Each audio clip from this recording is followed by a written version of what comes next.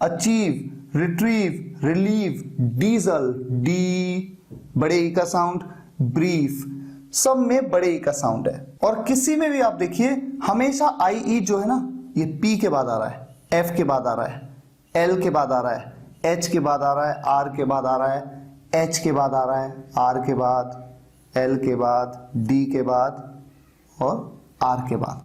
कहीं पे भी सी के बाद नहीं है। अगर सी के बाद आता लंबे ई का साउंड, ऐसे केस में आप जानते हैं कि सी के तुरंत बाद पहले ई होता, उसके बाद आई होता। जैसे कुछ वर्ड्स आपके सामने एग्जाम्पल के तौर पे लिखता हूं मैं, ceiling, receive, perceive, deceit, receipt, इन सब में आप देखते हैं सी के बाद ई आई लिखा है और ई आई का साउंड ऐसे सभी वर्ड्स में लॉन्ग ई का साउंड है। तो इस रूल के अकॉर्डिंग आपको यह पता चलता है कि आई पहले आता है ई से जब लंबे ई का साउंड हो किसी वर्ड में, लेकिन अगर उस वर्ड में आई ई का कॉम्बिनेशन सी के बाद आया तो सी के बाद ई पहले और आई उसके बाद आता है।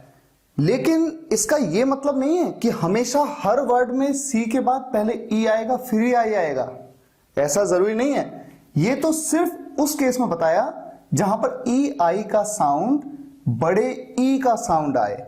इसके अलावा कई वर्ड्स हैं, जैसे एग्जांपल है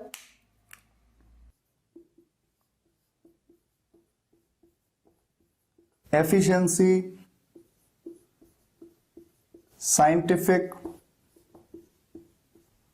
डेफिशिएंसी, या फिर जैसे प्रोफिशिएंट। इन सभी वर्ड्स में आप ये नोट करेंगे कि यहां पर सी के बाद आई ई, सी के बाद आई ई, सी के बाद आई, सी के बाद आई।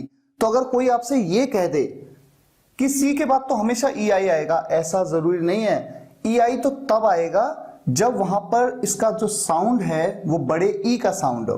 अगर यहां पर हम देखें एफिशिएंसी, ईयर, ईयर का साउंड, यहां पर कोई बड़े ई का साउंड नहीं आ रहा है, ईयर का साउंड आ रहा है, तो ये डिफरेंट केस है ऑल टुगेदर।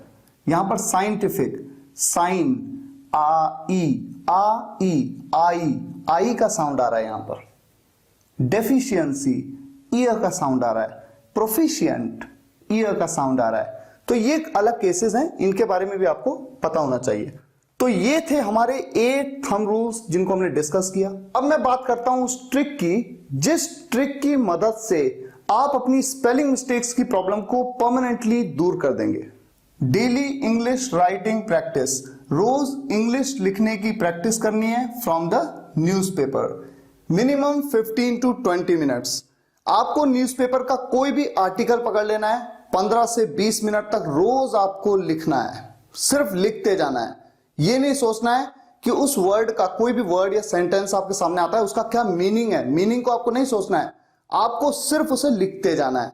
और ये काम आपको कम से कम 6 महीने तक करना है। इंग्लिश के जो वर्ड्स होते हैं ना, इनको आप रट नहीं सकते हैं। ये नहीं कि आप उन्हें याद करें और वर्ड्स को 1 बार 2 बार 3 बार 4 बार 5 बार आपने याद कर लिया और वर्ड की स्पेलिंग आपको क्लियर